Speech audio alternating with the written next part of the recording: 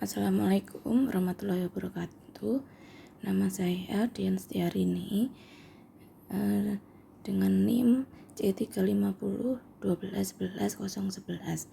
Saya akan menyampaikan review jurnal dengan judul Suspensi gel dalam minyak berukuran nano untuk pengiriman protein transkuntan sebagai tugas dari mata kuliah nutrasetika dan farmasetika hasil perairan dengan dosen Ibu Dr. Eng Safrina Dia Hadining Tias SPI MSI.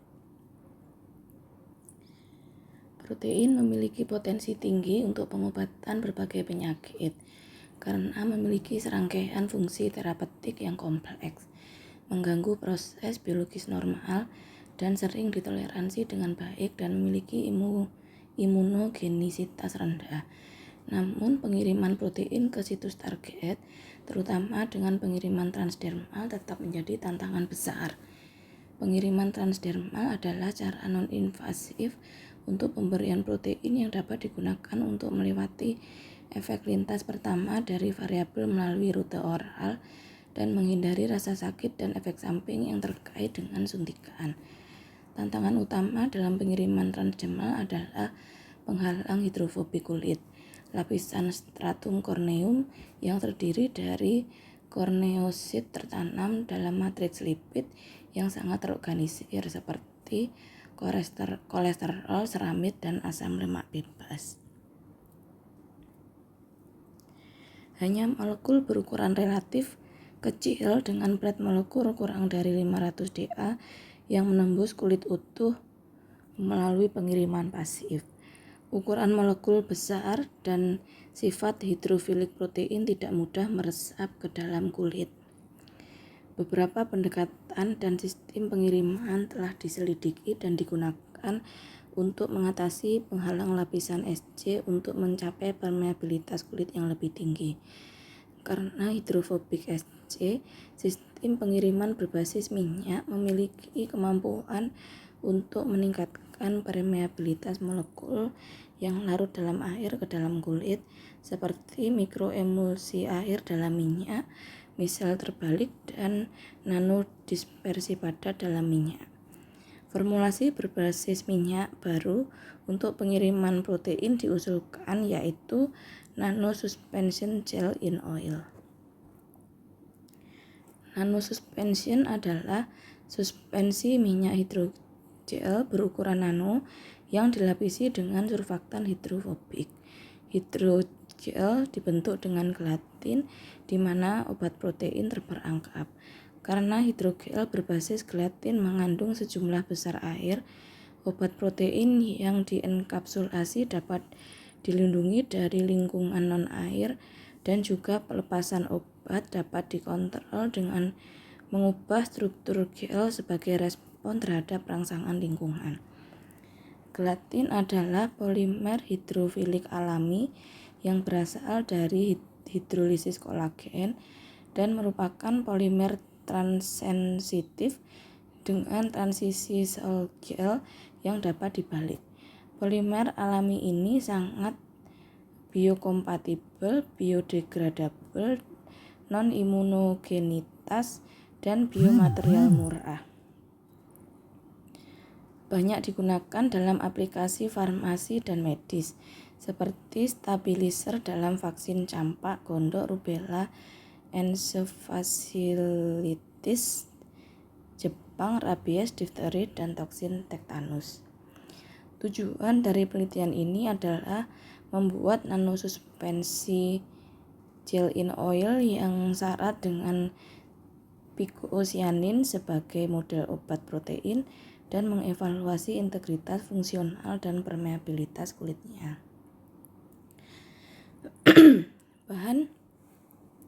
Bahan yang digunakan adalah gelatin dari kulit babi tipe A, picocyanin dari spirulina dan isopropyl myristat, sukrosa erucate surfaktan non-ionik, kemudian siklohexana, kemudian Skinyet Yucatan Microbic IMP, Betina 5 bulan kulit YMP digunakan sebagai kulit model karena kemiripan morfologinya dengan kulit manusia. Yang terakhir adalah 1,2-dioletil berlabel rodamin glisero 3-fosfoetanolamin.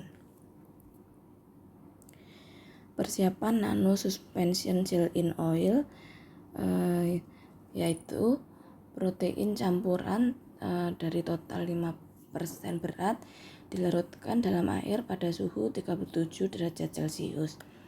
Proteinnya adalah gelatin atau campuran gelatin dan pikosianin dengan perbandingan yang berbeda.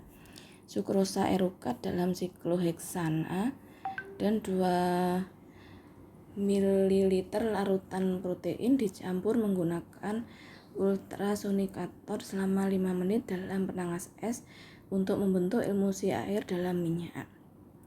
Sikloheksana dalam emulsi dalam minyak dihilangkan menggunakan pompa vakum dalam penangas es selama 3-4 jam.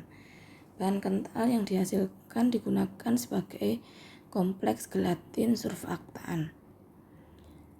Terakhir, kompleks didispersikan dengan IPM sebagai fase minyak, kemudian diencerkan 10 kali lipat dengan konsentrasi akhir protein 1 mg per 1 ml.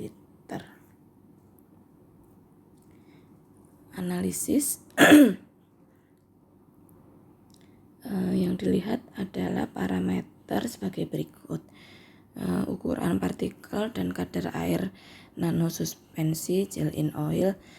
Kemudian yang nomor 2, efisiensi enkapsulasi nanosuspensi pikosianin gel in oil, ekstraksi pikosianin dari nanosuspensi pikosianin gel in oil, terus kemudian spektroskopi fluoresensi, dan yang terakhir studi perembesan kulit in vitro. Hasil dan pembahasan dari persiapan nanosuspensi gel in oil. Gelatin 5% digunakan sebagai fase air dan sukrosa ester asam lemak eruket sebagai surfaktan hidrofobik untuk melapisi inti gel. Nanosuspensi dibuat dengan membentuk emulsi air dalam sikloheksana menggunakan ultrasonikator, menghilangkan sikloheksana dengan pompa vakum, dan mendispersikan pasta yang dihasilkan dari kompleks protein surfaktan dalam IPM. Karena ultrasonikasi menghasilkan panas yang tidak diinginkan, penangas es digunakan untuk mempertahankan suhu selama emulsifikasi. Suhu larutan selama emulsifikasi dijaga pada suhu 35 derajat Celcius. Gelasi inti gelatin mungkin sebagian diinduksi selama penghilangan sikloheksana menggunakan pompa vakum dalam penangas es. Selama suhu emulsi diturunkan, gelasi gelatin babi terjadi pada suhu di bawah 31 derajat Celcius. Efisiensi enkapsulasi pikosianin. Ukuran partikel nanosuspensi gel in oil tergantung pada konsentrasi surfaktan, dan peningkatan konsentrasi surfaktan mengurangi ukuran nanosuspensi gel in oil. Sebagian besar air dalam larutan gelatin terperangkap dalam inti nanosuspensi gel in oil. Hasil ini menunjukkan bahwa sistem berbasis minyak gel core berhasil dikembangkan. Peningkatan rasio berat protein total terhadap surfaktan, peningkatan efisiensi enkapsulasi pikosianin dalam nanosuspensi gel in oil. Selain itu, efisiensi penjeratan pikosianin yang tinggi dicapai ketika konsentrasi gelatin yang lebih tinggi dalam inti digunakan, bahkan dengan konsentrasi surfaktan yang rendah. Hasil ini menunjukkan bahwa matriks gel dalam formulasi berbasis minyak dapat meningkatkan penyeratan biomakromolekul. Sifat gel in oil nanodispersion syarat pikocyanin dengan rasio gelatin dan pikocyanin yang berbeda. Ukuran partikel nanosuspensi pikocyanin gel in oil ditentukan oleh DLS dengan laser argon.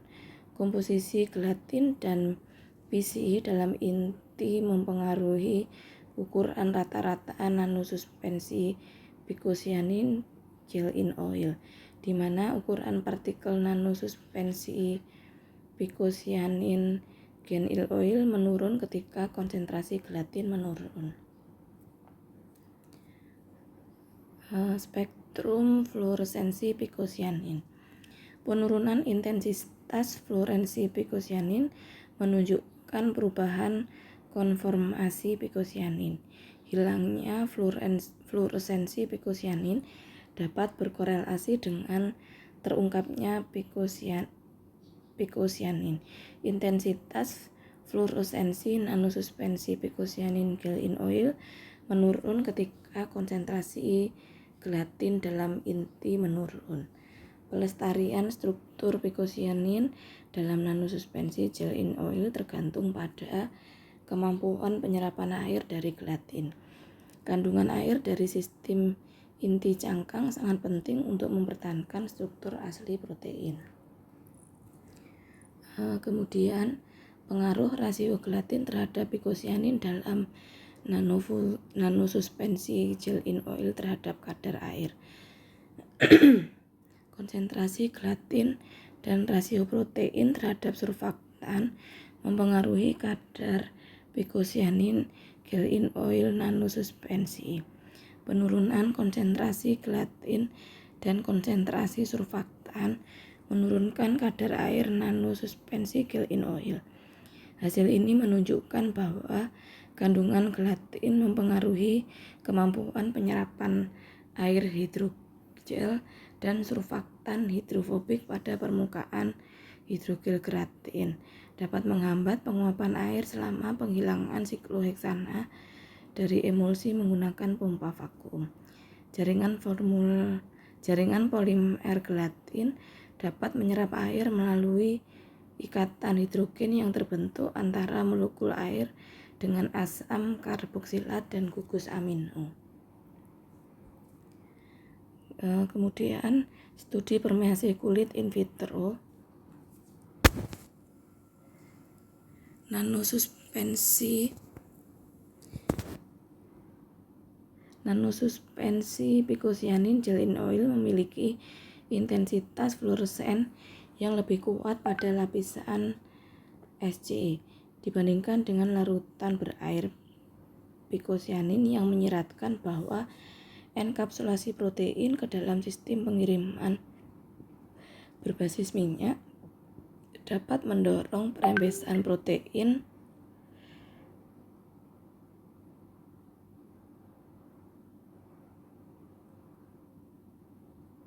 melalui penghalang utama kulit, yaitu lapisan stratum corneum.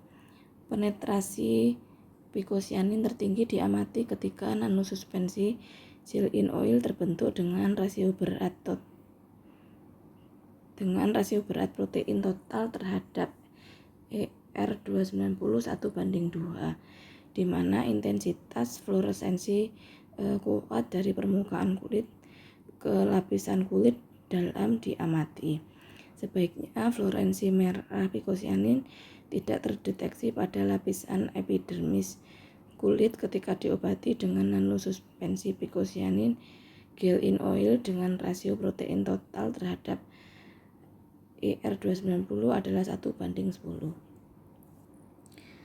Profil fluoresensi pikocyanin yang diekstraksi dari nanosuspensi gel in oil dievaluasi menggunakan sistem ekstraksi bifasik. Pikocyanin diekstraksi dari nanosuspensi gel in oil ke fase air. Pelepasan pikocyanin dari nanosuspensi cyanin gel in oil dipengaruhi oleh konsentrasi gelatin dalam formulasi. Konsentrasi gelatin yang lebih tinggi pada nanosuspensi picocyanin gel in oil menyebabkan penurunan pelepasan picocyanin sebesar 41,6%, menunjukkan penjebakan picocyanin yang stabil pada nanosuspensi gel in oil tercapai.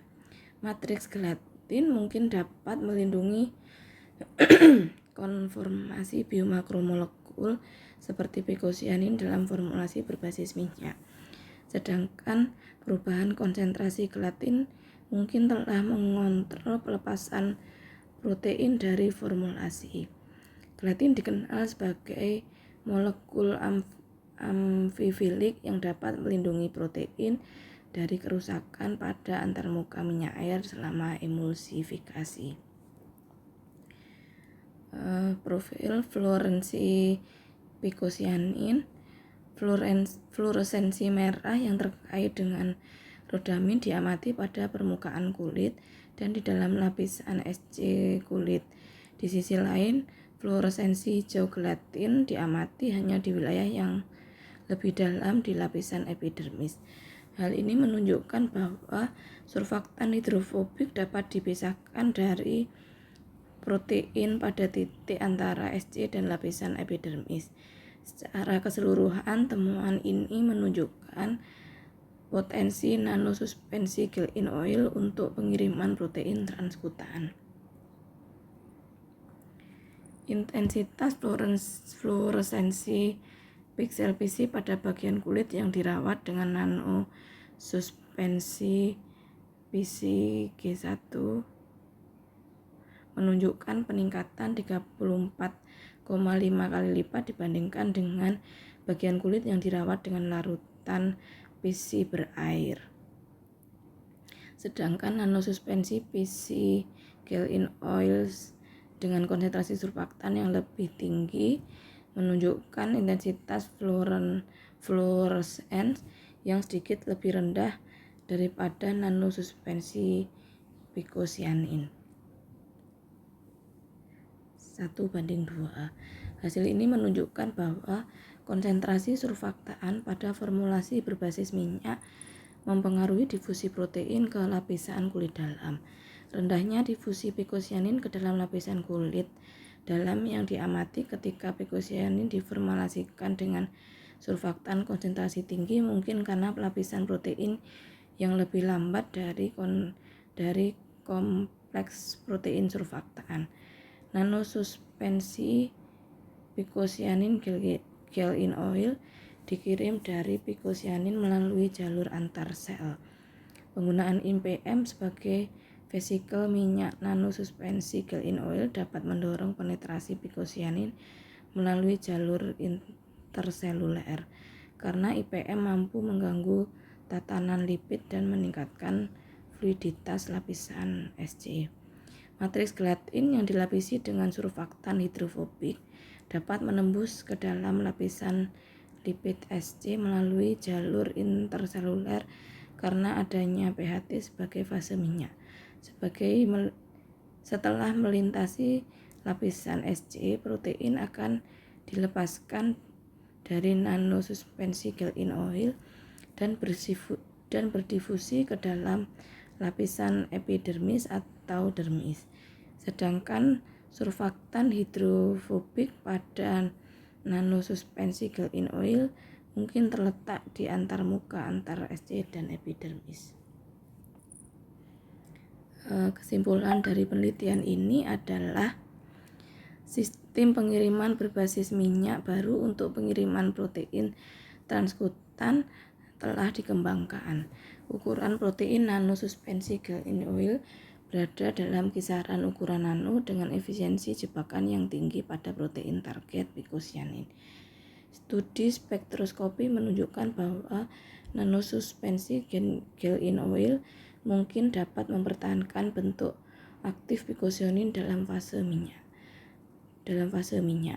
In vitro studi permeasi kulit menunjukkan bahwa peningkatan permeabilitas pengiriman picocyanin ke lapisan kulit dalam diamati dengan menggunakan nanosuspensi gel in oil. Hal ini menunjukkan bahwa nanosuspensi gel in oil akan memberikan cara alternatif untuk sistem pengiriman protein transdermal di bidang farmasi. Demikian yang dapat saya sampaikan. Mohon maaf atas segala kekurangan. Terima kasih. Wassalamualaikum warahmatullahi wabarakatuh.